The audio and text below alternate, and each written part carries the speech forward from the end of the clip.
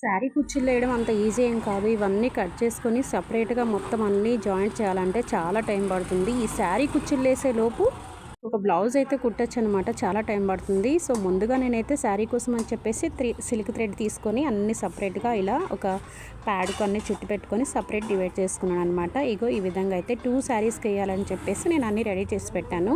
So, ఇలా మొత్తం అన్ని గ్రీన్ కలరు 2 కలర్స్ అయితే యాడ్ చేస్తున్నాననమాట. సో, ఇది ఎలా చేస్తున్నానో ఒకసారి చూడండి. ఇది వేసేసరికి ఇంకా ఫుల్లుగా చేసిన తర్వాత వీడియో అయితే నెక్స్ట్ వీడియో రేపు అప్లోడ్ చేస్తాను.